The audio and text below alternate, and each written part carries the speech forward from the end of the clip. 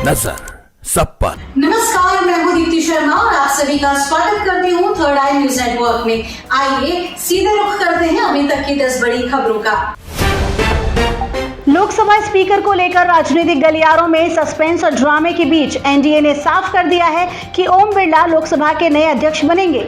वहीं विपक्ष की ओर से राहुल गांधी ने भी साफ किया है कि हम लोकसभा स्पीकर पर तभी बीजेपी को समर्थन करेंगे जब डिप्टी स्पीकर का पद विपक्ष को दिया जाएगा। ऐसे में माना जा रहा है कि विपक्ष अध्यक्ष पद के लिए भी अपना उम्मीदवार उतारेगा, क्योंकि दोनों के बीच स्पीकर और डिप्टी स्पीकर को लेकर सहमति नहीं बन पाई।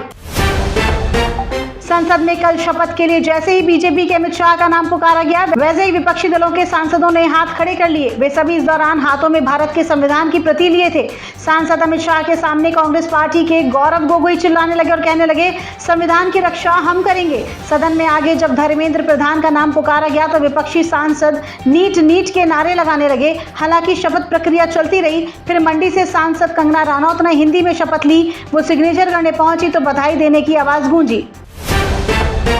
आरओ भर्ती परीक्षा का पेपर लीक होने के बाद नकल माफियाओं ने पूरी सेटिंग कर ली थी। प्रश्न पत्र को सॉल्व कराकर उत्तर अभ्यर्थियों को रटाए गए, लेकिन मध्य प्रदेश से गुजरात और गुजरात से यूपी में पेपर व्हाट्सएप पर शेयर करने के बाद कहानी बदल गई। धीरे धीरे अभ्यर्थियों तक पेपर पहुंचा। प्रयागराज में परीक्षा देने पहुंचे जेल के एक सिपाही ने पेपर मिलने के बाद अपने दोस्तों को शेयर कर दिया और वहीं से सोशल मीडिया पर आरओ का पेपर वायरल हो गया। लखनऊ एसटीएफ जेल कर्मी की संलिप्तता की जांच कर रही है। अभ्यर्थी के अलावा पेपर बेचने में उसका नाम सामने आए तो एसटीएफ उसके खिलाफ भी इस केस में कार्रवाई करेगी। पीएम नरेंद्र मोदी ने आज एक बार फिर इमरजेंसी का जिक्र कर कांग्रेस पर हमला बोला। पीएम मोदी ने इमरजेंसी के 50 साल पूरे होने पर कहा, आज का दिन उन सभी महान पुरुषों और महिलाओं को श्रद्धांजलि देने का दिन है जिन्होंने आपातकाल का विरोध किया। इमरजेंसी का वो काला दिन हमें याद दिलाता है कि कैसे कांग्रेस पार्टी ने बुनियादी स्वतंत्रताओं को खत्म किया और भारत के संविधान को रौंद दिया, जिसका हर भारतीय बहुत सम्मान करता है। अयोध्या में बन रहे भव्य राम मंदिर की छत से पहली बारिश में ही पानी टपकने लगा। मंदिर के मुख्य पुजारी आचार्य सत्येंद्र दास ने इस पर सख्त नाराजगी जाहिर की है। उन्होंने पुष्टि की कि शनिवार आधी रात को ही पहली बारिश में गर्भगृह में मंदिर की छत से तेजी से पानी टपक रहा था।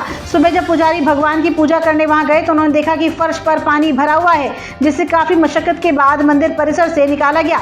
मंदिर से पानी निकालने की कोई व्यवस्था नहीं की गई थी। भाजपा के संस्थापक सदस्यों में से एक सुंदर सिंह भंडारी की पुण्यतिथि के सुअवसर पर उदयपुर में आयोजित कार्यक्रम में वसुंधरा राजे ने कहा कि सुंदर सिंह भंडारी जैसे नेताओं ने राजस्थान में भैरव सिंह जी के सहित कितने नेताओं को आगे बढ़ाया था। वह वफा का दौर अलग था। तब लोग किसी के लिए हुए को मानते थे, लेकिन आज तो लोग उसे उंगली को पहले काटने का प्रयास करते हैं जिनको पकड़कर वो चलना सीखते हैं। वसुंधरा राजे के इस बयान से जहां कांग्रेस को भाजपा की गुटबाजी पर हमला करने का मौका मिल गया, वहीं भाजपा में भी कई नेताओं के स्वर वसुंधरा राजे के समर्थन में सुनाई देने लगे। नासा के इंटरनेशनल स्पेस स्टेशन गई सुनीता विलियम्स वहां फंस गई है। उन्हें धरती पर लौटने में भी कुछ वक्त और लग सकता है। वह अमेरिकी अंतरिक्ष यात्री बुच विल्मोर के साथ बोइंग के स्टारलाइनर अंतरिक्ष यान पर सवार होकर स्पेस स्टेशन गई थी। हालांकि नासा को उनके लौटने का प्लान तीसरी बार टालना पड़ा है। इससे चिंता बढ़ गई है कि भारतीय मूल की सुनीता और बुच कहीं वहीं फंस सकते हैं। बोइंग ने एक बयान में कहा कि स्पेस कैप्सूल में थ्रस्टर फेलियर और लीक वाल्व जैसी कुछ तकनीकी समस्याएं आ गई थी और इसे ठीक करने के लिए ही विलियम्स और बुच की वापसी टालनी पड़ी है। भारत ने आईसीसी टी20 विश्व कप के सुपर 8 चरण के ग्रुप के एक मैच में सोमवार को ऑस्ट्रेलिया को हराकर सेमीफाइनल में जगह बना ली। भारत ने 5 विकेट पर 205 रन का मौजूदा टूर्नामेंट का अपना सर्वोच्च स्कोर बनाया। मैन ऑफ द मैच चुने गए रोहित ने कहा कि वो बस उसी अंदाज में बल्लेबाजी करना चाहते थे जैसे अब तक करते आए हैं। टी20 वर्ल्ड कप 2024 के सुपर 8 मुकाबले में अफगानिस्तान ने बांग्लादेश को 8 रनों से हराकर सेमीफाइनल में प्रवेश किया। अफगानिस्तान की जीत के साथ ही ऑस्ट्रेलिया की उम्मीद समाप्त हो गई है। कंगारुओं का सेमीफाइनल में ना पहुंच पाना ऐतिहासिक है। नवीन उल हक को प्लेयर ऑफ द मैच चुना गया है। धीमी चाल में टेंशन दे चुका मानसून अब कम से कम 9 राज्यों को खुशखबरी देने जा रहा है। भारत मौसम विभाग ने पूर्वोत्तर के अधिकांश राज्य में भारी बारिश की संभावनाएं जताई हैं। इसके अलावा पंजाब और राजस्थान के कुछ हिस्सों में भीषण गर्मी पड़ सकती है।